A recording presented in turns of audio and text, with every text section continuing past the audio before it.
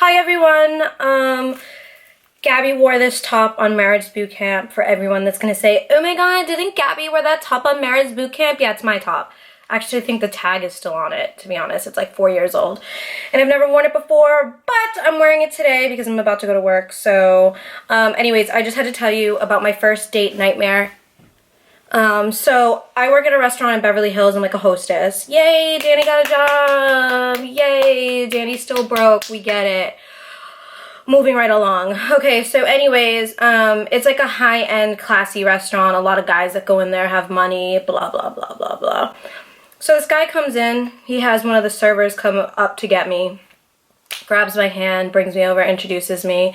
He's good looking, you know, didn't get my panties in a twist or anything, but definitely not ugly. And he asked if he could take me out sometime and asked for my number. And at this point, I'm pretty much single as fuck.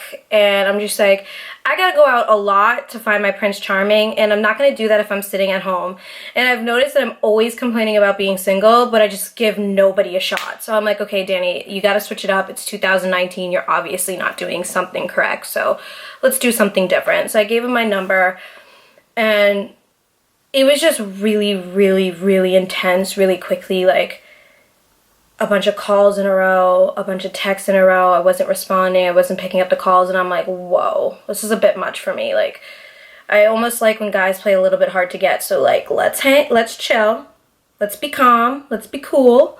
So it was a little much for me, but I was actually at work on Monday night and it was kind of slow, and he texted me and I was like, yeah, I'm starving, I'm about to go on break.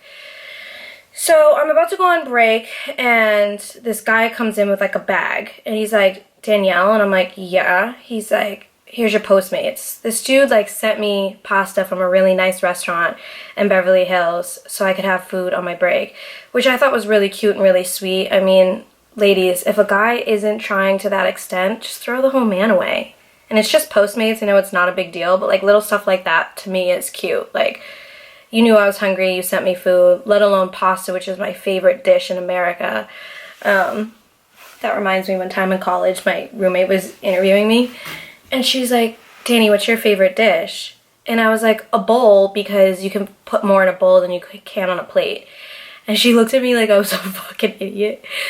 Because I learned that when people say, what's your favorite dish, they mean like, do you like ribeye with mashed potatoes? Do you like penne alla vodka? I'm like, oh, you didn't mean like plate, bowl, dessert plate. I'm an idiot. Anyways, I just got really distracted there. Let me get back to my story. So anyways, me and Camilla record our podcast on Tuesdays. So he asked me if I wanted to go grab a drink before I went to record the podcast.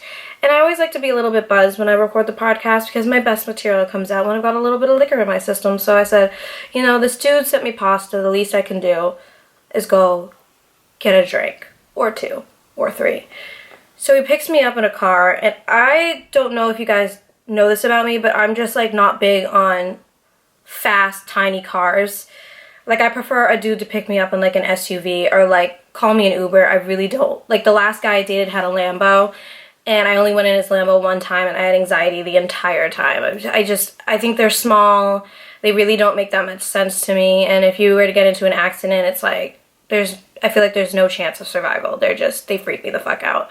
So, he picks me up in this car. He has to like get out because I can't figure out how to open the door. But he was getting out anyway. He wanted to open the door for me, which, ladies, any gentleman should open the door for you.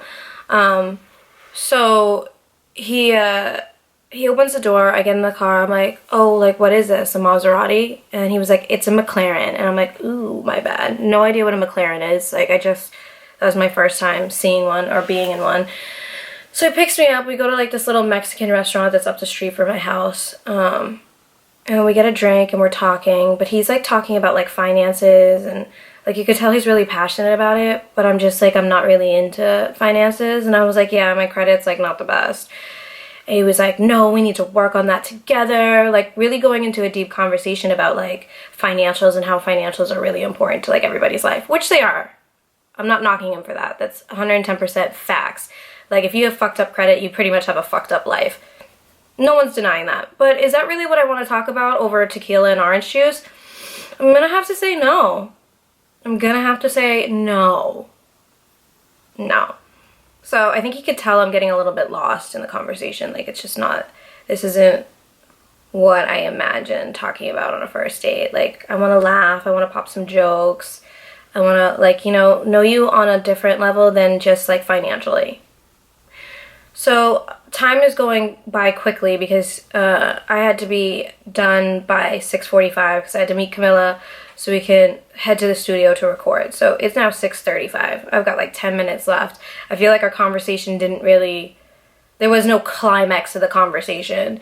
There was no like, wow, like I left that restaurant. We had such an amazing fucking conversation. So he looks at me and goes, you're gonna be pregnant soon. And I'm like sipping my drink and I just like cock my head and I'm looking at him. And he's like, not by me, but like you have a glow about you that just screams like you're about to have a baby soon. I don't know if anyone has ever said this to you ladies, but no one has ever said some shit like that to me. Like, I'm glad that I have a glow, but it's probably the Casamigos running through my bloodstream. It's not that I'm gonna be pregnant. I haven't had sex since I was in Chicago. I don't plan on having sex anytime soon. So no, I don't think it's a pregnancy glow, bucko. So I'm like looking at him sideways. He thought he like just popped like the best joke ever. I'm pretty much over at this point. So the waiter walks by. And I'm like, hey, check please? Check. So we end up getting in his car and like I have like 2 minutes to get home. Mind you, the restaurant is pretty close. Like I could have walked home if I really wanted to. So when he's pulling out of like the little parking lot that they have, I go right.